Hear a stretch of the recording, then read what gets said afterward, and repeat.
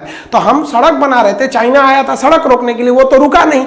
और चाइना, देखिए चाइना की एक पॉलिसी है कि पहले डराओ, बहुत से आदमी डर के ही कुछ काम रोक देते हैं। तो इस बार इंडियन आर्मी ने सबसे ज्यादा डट के मुकाबला किया। और जो मामला था गलवान घाटी का, और जो कहा जा रहा था कि जो फिंगर 4 है वहां से चाइना नहीं हट रहा है, तो आप ध्यान से समझेंगे कि जो इंडिया है वो ऑलरेडी फिंगर 2 तक थी। अब ये फिंगर 2 है, और यहां से ऐसे देखेंगे तो इंडिया फिंगर 2 तक थी, और जो इंडिया और चाइना के बीच मेन विवाद हुआ था वो इस फिंगर 4 तक हुआ था।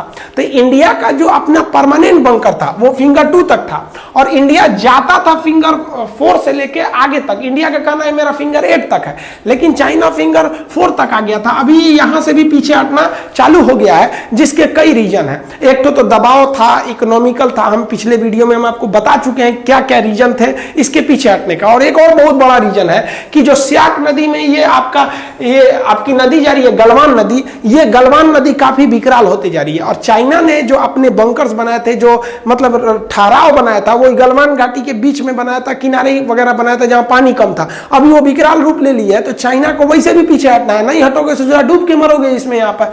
तो एक ये भी रीजन है, और यहां से चाइना पीछे हटना चालू कर दिया, और इंडिया भी यहां से अपने पेट्रोलिंग पॉइंट 2 तक आ गया है। बीच में नो मैंस लैंड को बनाया जाएगा।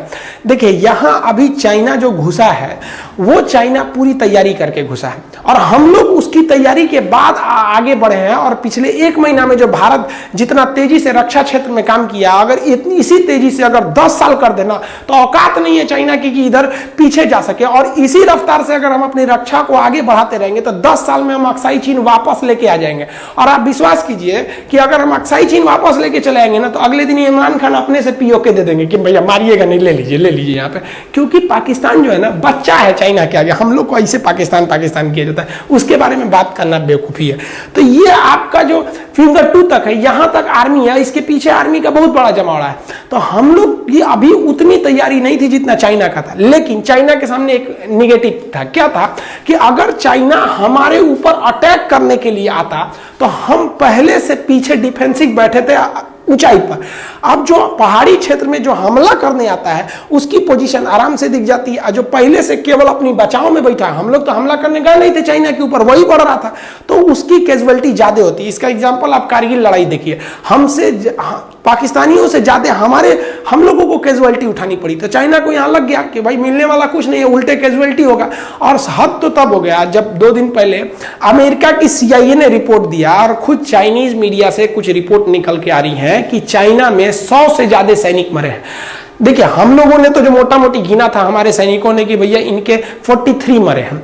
अब आप बताइए कितनी बड़ी शर्म की बात है कि चाइना जैसा बड़ा देश अपने सैनिकों की शहादत पर कोई उन्हें सम्मान नहीं दिया, और ना ही जो एक प्रोटोकॉल होता है जिसके तहत एक सैनिक को ले जाया जाता है जैसे भारत में होता है, उसने नहीं दिया। क्योंकि पता था कि अगर ले जाएंगे तो संख्या गिना जाएगा, और कैसे कहेंगे कि जो भारत वाले भारी पड़ गए हमारे ऊपर, वो भी बिना हथियार के। तो ये एक बहुत बड़ा चाइना के लिए मैसेज भी था। तो इन सब कारणों से चाइना भी पीछे हटा, इंडिया भी पीछे हटा। लेकिन इंडिया को चाइना पे कभी भरोसा नहीं रखना चाहिए। चाइना को रोकने का एक ही रास्ता है कि एकदम ऑफेंसिव रहिए उस पर। हम तो कहते हैं कि जैसे हमारे पास S-400 आएगा, S-400 को यहाँ डिप्यूट करके जो हम कहते हैं ना कि फिंगर 4 तक, अब हम लोग को उधर हिल जाना चाहिए कि भैया फिंगर 18 तक, मेरा फिंगर 8 तक है, अब वहां जाके बैठ जाना चाहिए। और उसके बाद वहां से फिर हम लोग को कहना चाहिए कि नहीं इसके उधर आप हटिए। तो अब भारत को एग्रेसिव होना चाहिए, लेकिन जल्दबाजी में नहीं। देखिए अगर आप बहुत ज्यादा जल्दबाजी में कोई काम कर देते हैं ना तो भी गड़बड़ हो जाती है। जब तक S-400 नहीं आ जाता है इंडिया के पास, तब तक एक वही है जिसपे चाइना भारी पड़ेगा S-400 के मामले में, नहीं तो फिर हम दोनों के मामले में बराबर हो जाएंगे। और फायदा कब होगा? चाइना के पास जो S-400 है उसकी मारक क्षमता केवल 300 किलोमीटर है, क्योंकि वो MTSCR का सदस्य नहीं है। और हम लोग को जो S-400 मिलेगा उसकी मारक क्षमता 400 किलोमीटर रहेगी, तो हम भारी पड़ जाएंगे। तो थोड़ा सा हम लोग को धैर्य रख के, और अब हम लोग को एग्रेसिव होना चाहिए अगर हमें अक्साई चीन चाहिए तब, और नहीं तो ऐसे बैठे रहेंगे तो कोई खास काम होने वाला नहीं है। यहाँ पर जो भारतीय सैनिकों ने, जो 16 बिहार रेजिमेंट, पंजाब रेजिमेंट के सिपाहियों ने जो बहादुरी दिखाया वो बहुत बेहतरीन था।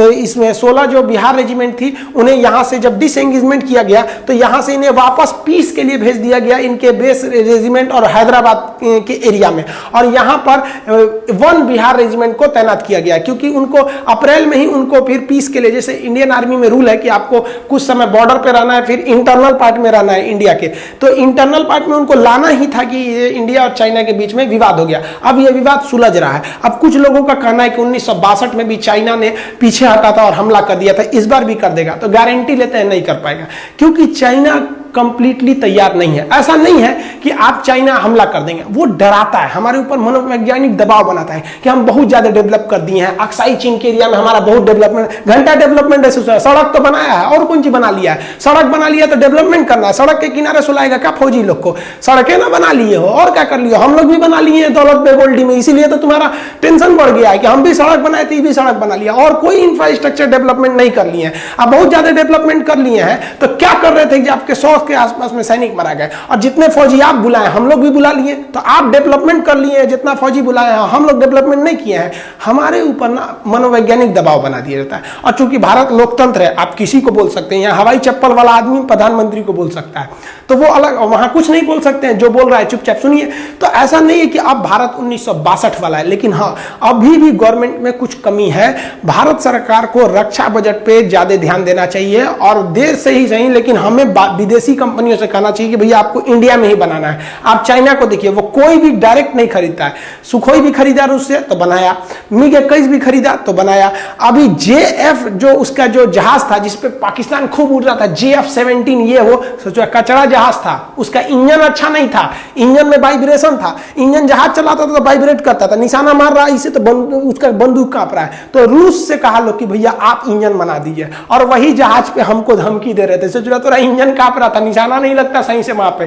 तो इतना भी ज्यादा चाइना डेवलप नहीं है, लेकिन भारत सरकार को अब जो पीछे हटे हैं तो इस पे ऐसा नहीं सोचना चाहिए कि हम पीछे क्यों हटे हैं, पहले भी तो हम लोग फिंगर 2 पर थे, वहीं खड़े रहेंगे तो कोई डिसीजन तो नहीं हो पाएगा, और अभी भी ये लास्ट डिसीजन नहीं है, दोनों पीछे हटे हैं डिसएंगेजमेंट के बाद। अब भारत को सोच समझ के अब भारत को अगली चाल चलनी चाहिए, और चाइना के एरिया में जो नो मैंस लैंड बनाया गया ना उसके आगे चढ़ जाना चाहिए। और जब तक यहाँ फेस ऑफ होगा, ऐसा थोड़ी कि आप चढ़ जाएंगे तो उधर से चाइना भी आएगा, रोकेगा, तू में होगा, इधर परमानेंट कंस्ट्रक्शन बना के, और धीरे धीरे इनको भी अब आगे बढ़ना चाहिए, क्योंकि अब हम लोग भी क्या है पूरी तरह से उब चुके हैं। लेकिन जो कर रहे हैं कि चाइना दोबारा हमला करेगा, युद्ध कर पाएगा, ऐसी स्थिति में चाइना नहीं है, और अगर करता है तो ये उसके लिए घाटा होगा, क्योंकि भारत जो है एशिया और साउथ चाइना सी वाले एरिया में अब ये चाइना को घेरना चालू हो जाएगा। भारत अब खुलकर वियतनाम, मलेशिया इत्यादि देशों का समर्थन करने लगा है, और हांगकांग के मैटर में भी इंटरफेयर करने लगा है।